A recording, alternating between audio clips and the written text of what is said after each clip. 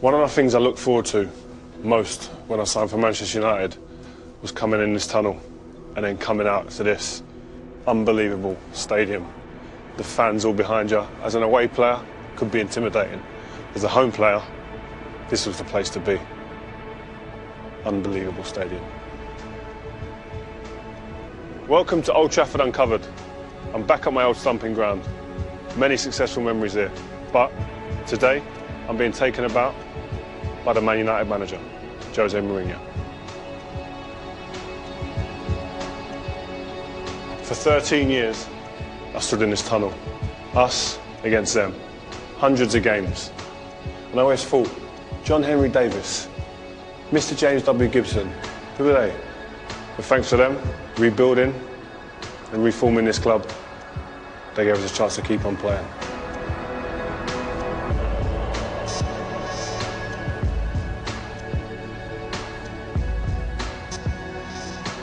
It's always nice to come down this tunnel when you see a few of the old times when you won the league here and there. That was the first one. Great times at Goodison. You never thought it could happen, but it did. And this is the home dressing room. This is the beautiful, beautiful door we used to kick down. And this is where we used to prepare for matches.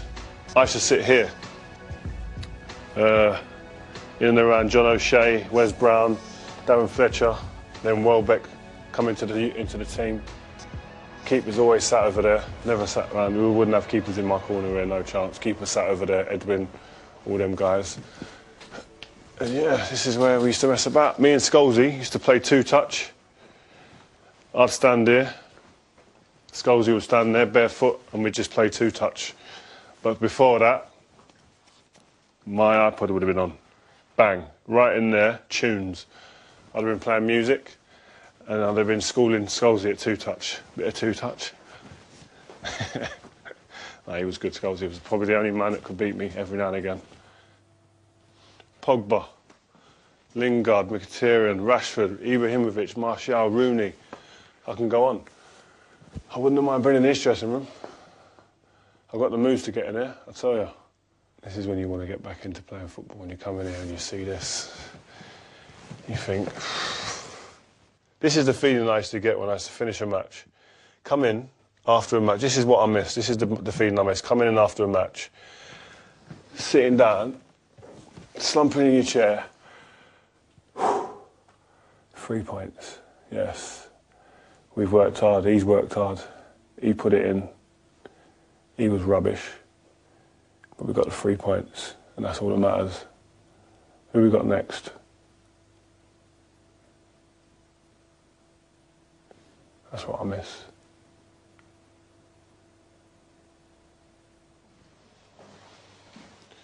Walking back down these corridors, there's one door you didn't want to get called into, and that was the manager's room.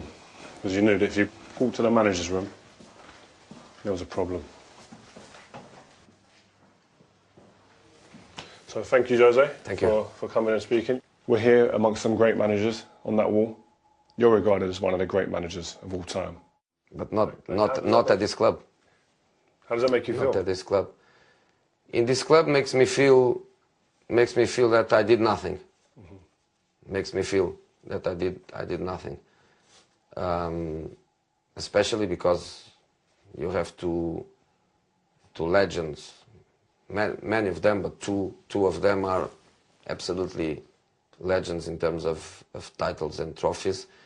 I feel that I am nobody. Does it feel like you have something to prove? I always have to prove, you know, but I just feel that in this club I am nobody. What I did in the club is not enough to deserve to be here. That's why I am there. That's why I am there. But yeah, when sometimes I stop and I look back, I did a lot of things. I have things that nobody else has. Details. You know, no player, no manager won Spain, Italy, and England. In these three countries, I won all the competitions, not just the league. For example, when we won against Anderlecht, I was told that I equal the record of Sir Alex and Trapattoni of 10 European semi-finals. They finish, I still have a chance to get a few more semi-finals. So there are things that I'm really proud of it. So what does Jose Mourinho love the most about being a football manager? If you ask me what I really is for me the priority in terms of the passion and in terms of the enjoyment, 90 minutes. Still 90 minutes. But is that a reason why you're a winner, why you've won so many things over the years, is that you don't look back? You don't look back? No, I don't. You're always looking, what's next? I don't. Sometimes just about the funny side of the memory.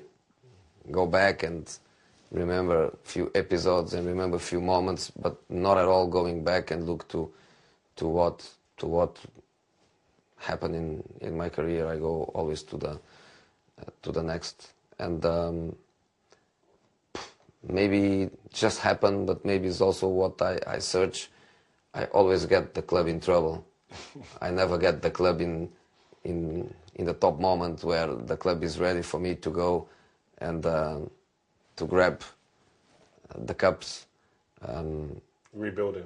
You know, in reality, I won Champions League twice, and I never played the World Cup clubs because I leave after, and then I get another job, and you know. But in here, why is that though? Why is that? Because when you win, I had opportunities to go to other clubs after winning things, but I wanted to stay and win more here, where I was, because I felt there was an opportunity to win more, and that's always the purpose, to win as many things as you can. I think the same. But you know, my career is a longer career, much longer than a player. Yeah.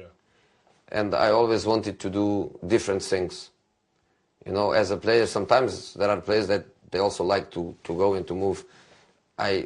In a certain moment of my career, that was what I really wanted. I want England. Then when I was sacked by Chelsea, I want Italy, and then I want Spain, and then then I want to come to where I'm happier in terms of football, in terms of personal life. So I come back to Chelsea thinking that I could stay there for many, many years.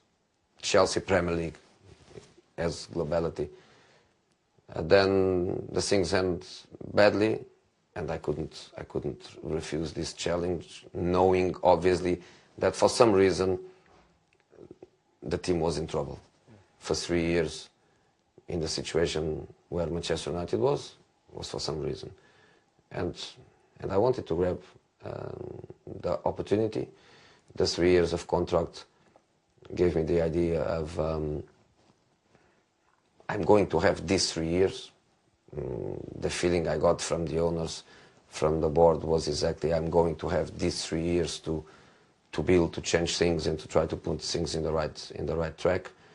And it was a phenomenal challenge. And I never told because there was no need to tell. And Manchester United was a dream for me. I don't say that, but was always a club that was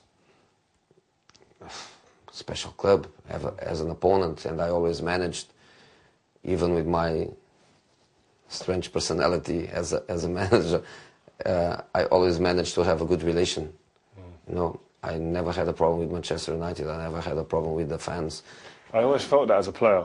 Never. I always felt that you would have arguments, or you'd have little spats with other clubs. Exactly. But Manchester United, you never seemed to have that. Never. The only thing was with Porto, a happy run to celebrate the goal in the last minute, but I was a young guy, and if any manager does this here because his team scored a winning goal in the last minute, I will accept it. So I was going to talk about that later, but now you brought it up. I remember that's when you announced Jose Mourinho to the world that day on the side of the pitch, celebrating passion, desire, emotion. What's the difference between that Jose Mourinho and this one here now? You know, I really don't know. That was the first time I was playing Champions League. I was a young manager. The team was a team of kids too. We were not expecting to do what we did in these 2 seasons when we won Europa League and Champions League. No pressure, no responsibility. The responsibility was to win the Portuguese league. In Europe was to try to make money for the club, to try to go round after round and try to make money that the club really needs. But then we go into a certain moment where a young manager and good young players like Carvalho, Deco, lots of good young players we had at the time, we felt that would be a good opportunity to come, but no pressure at all. No pressure at all. I always feel that sometimes people, when a player doesn't play for a big club, he doesn't know what is pressure. And many good managers that sometimes they feel they are really good, and they are, but they are only really good when they have the pressure on their shoulders and they cope with it, and they win when people expect them to win with all the pressure behind. I think that's what makes the difference in the careers. And I think you as a player, you know exactly that, the responsibility of winning every day. And it's something that my boys, they have to learn too, because some of them, they can win a big match. They can.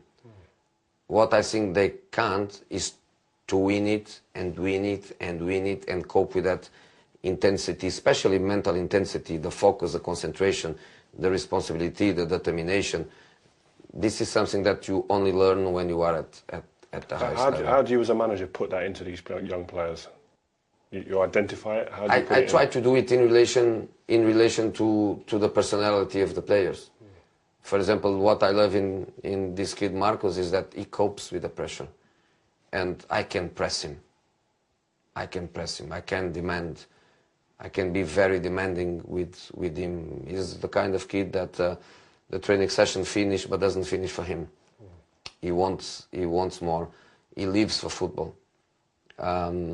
He was, of course, a tornado when he arrived last season, without responsibility. No pressure. No pressure. The kid is coming. And this season, when the pressure was on him and he was not scoring goals for 1, 2, 3, 4 months without scoring goals, he coped with that pressure. He coped with the pressure. And this is the kind of character I like. I like to squeeze the player and the player to cope with it and the player to react to it. For me, is more difficult, the fragile mentality. I think is, I would say, probably my weakness as a manager. It's difficult for me to understand people with a different mentality than I have. You can't understand it. It's difficult to understand, so it takes me time to understand, and sometimes I'm not able to feel attracted again. I think really, and sometimes I ask my assistants to help me on that, because maybe they have a different profile than I have, because for me, I want really to be in love with the player, with this character, with this personality, and that kid Marcos is the best example of.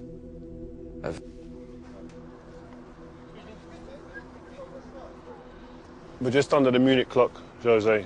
The history at this club is apparent as soon as you come here. Huh? How important is it for you to transfer that to the players, so they understand the history of this great football club? I think it's very, very important, but at the same time, I also think that they shouldn't be over-pressured by that, you know.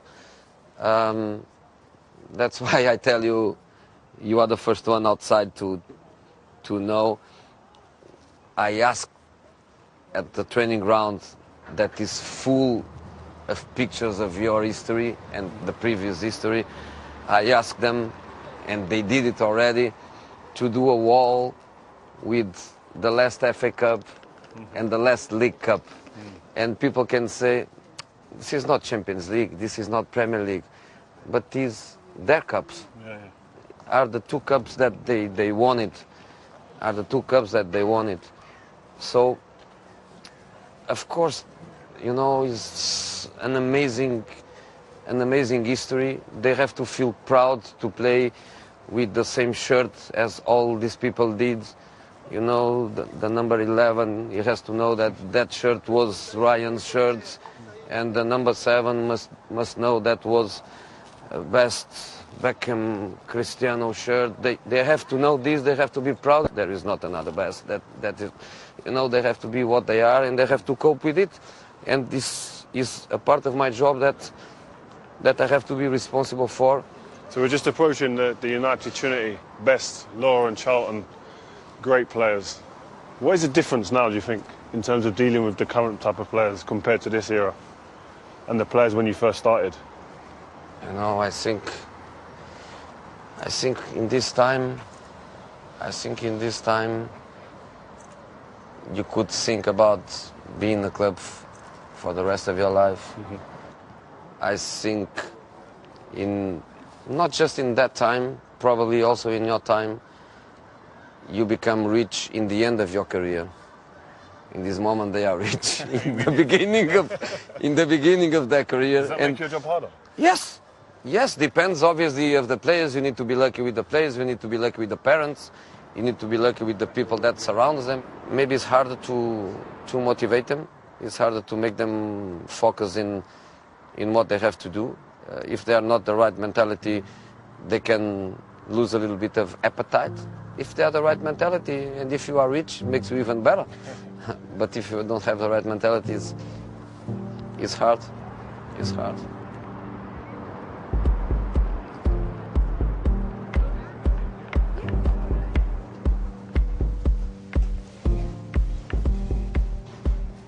You've been in many times. Do you know in the tunnel, do you ever stand behind your team? Because you sometimes see you on the camera. Are you seeing teams win and lose matches in the tunnel? Not win or lose, but start winning or start losing. Mm. Yes, I think there are some details that sometimes you can start feeling it. Fear. I don't say fear. I say more focused, concentration, not friendly. You can be polite with your opponent, but not friendly. Like, I don't understand. When I was in the tunnel with my friends, they always just say, "Why are you so serious? You just say hello and that's it." I never wanted to be friendly, but you see some guys, it's cuddles, shaking the hands, and yeah, you can for a second. I think you can for a second, but not be talking and you know. It's for 90 minutes, but for 90 minutes, you know, you play against your brother. Some guys, they play against each other, big friends, you know, but football is football. Football is to win. Football is not to enjoy. Enjoy is winning. So I always have this kind of mentality. So Are there any tunnels where you thought, this is hostile, this isn't a good place to be? You know, in this one, when it's hot, it's hot. In our time, 2004 to 7, 8, where the title was between us, I always felt that here was hot atmosphere. But I think the big players, they like, the big managers, they like. I think just make us better. Just make us better. But this one becomes special for me. Becomes special for me for many reasons. My first tunnel in England, because it was the first time I played in England, was here. And my tunnel now, my home, I feel it that way. I feel big connection with the fans. I think they like me or they don't like me, but I think they know for sure that I'm fighting for them. And this little bit here takes me back to a clip I saw of you walking off, tapping the badge. Yeah. What was that saying? What was that telling people? You know, honestly, I come with the tracksuit, which I normally don't do it. I did it because it was Chelsea, and because I want to make it clear that I'm not Chelsea anymore. Chelsea is in my history. I am in Chelsea history. I have huge respect for the fans. Huge respect for the fans. They gave me so much. But I am not Chelsea anymore. I am Manchester United. So I come with the tracksuit because the tracksuit has the badge, because I can show everyone my feelings. So that was calculated before? You knew, yeah. You knew what? Yeah. I did it because I wanted to finish with the story of my connection with Chelsea. It's just about history. And if one day I'm not at Manchester United and I move to another club, I will do exactly the same, because it's about being a super professional, and that I am. That I am, and I don't admit that anyone doubts about it. Good manager, bad manager, okay, I understand. But top pro, I am, and I always gave everything to my clubs, and my club is Manchester United. Is that what you pride yourself on? Is that before anything? Anything. Your work ethic? Exactly. I go with everything. I don't care about the consequences. I get sometimes myself into difficult positions, you know. I fight for the club with everything I have. I fight for the players. I did that. I did that in Real Madrid, in the best period of the best Barcelona in the history, in Inter, in the top moment of the rivalry Inter Milan Juventus, where the three clubs were in the top of Italian football. I did here when I come to Chelsea, and Chelsea 2004 was the club of the multi-millionaire that tries to buy the title. That was the way Chelsea was on 2004. I fought for them with everything. And now I do Manchester United, and I will do everywhere. But hopefully, I do here many years. I mean, I look at when I was a kid, I think a lot of influences came from my family, my dad, my mum. My dad's dedication to get me to training, to home from matches, back to training again. And that kind of instilled in me that work ethic. Is there any influences from when you was younger? You know, I felt, as a kid, my father was a good manager.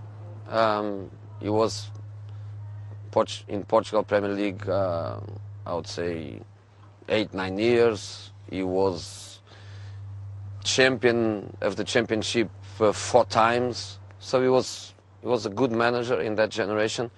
I always felt that he could and should be much better, because he didn't have that extra piece of confidence, of desire. And I wanted to be better. I wanted to try to be better. I learned a lot with him, of course, with the experiences he gave me. But you know, I had something that drove me. Maybe the fact that I was not a good player. Maybe because when I started as a manager, especially in that generation, was the thing of, if you were not a good player, you cannot be a good manager. I think in this moment it's broken. Is that why you became like a student? It seems like, when I've heard you speak before, when you was doing your apprenticeship under Bobby Robson. I was born in football. I play football at young level, at lower levels, but I was born in football. I was born a player's son. I grew up a manager's son. I was always inside. I went very early to big clubs. I arrived in Barcelona with 30, 31 years old. You know, that team that I had in... What was it like going in there, though? Like, that must be intimidating, no? No, it was not, because I was pretty confident. And a few years later, even now, when some of these guys, they give interviews and they are asked about me, how I was. For example, when a guy like Christos Stoichkov speaks about me, saying, when we saw this young guy come into the dressing room, who he is, how can he do? But then when we see him coaching us, and the way he was coaching us was amazing, and we had lots of respect for him. You know, and that team was incredible, was Yeah. Cristo and Romario, no? Ronaldo. No, Romario, no. Was Cristo, was Ronaldo, was Luis Figo, was Miguel Nadal, was Pep, Luis Enrique, Ferrer, Gica Popescu, Sergio. Was amazing, and for me to go there, you know, when I got the job in Benfica a few years later, was my first job as a manager. You know, was not a shock for me because for 3 years, I had to deal with these guys, the best in the world every day. So I was lucky. I was lucky because the process that leads to my formation as a manager was very good. You had Ronaldo. You mentioned it like this is my guy. I love him. The Brazilian Ronaldo. Is he the best player you worked with? You know, he was amazing. He was incredible. He could do anything. I think if he was the same professional as the young Ronaldo, or if he had the same needs as Cristiano, he would be amazing for 15 years, and he wasn't for 15 years because he had so many big injuries, especially in Italy, and because he was the best in the world, but he never stopped to enjoy his life. He had goals, amazing. People remember one in Compostela where he dribbles absolutely everybody, but I prefer another one. I prefer another one against Coruña at home where he gets the ball, and then I think it's Donato, Mauro Silva. They come both to kill him, and they kill each other. They kill each other, and he jumps over them, and he scores a goal. Amazing player. But even on that, as a manager, you learn with the big players. They can learn with you some tactical concepts, but as a manager, I learn with the big players, with things I see them to do, with questions they ask you. Sometimes you get questions from the big players that you must be a very good manager to answer to their questions. So I was really lucky in the way my career develops. I played the Spanish derbies, so many of them. I played the Italian derbies, the Portuguese derbies, the English derbies. All these countries' finals, cup finals, play for the titles. Amazing experience of life. If I finish my career tomorrow, I should be very happy with my experiences. But the problem is that my career just reached half of it. I have 15 more years. So you're still hungry inside. Yeah. That's cool.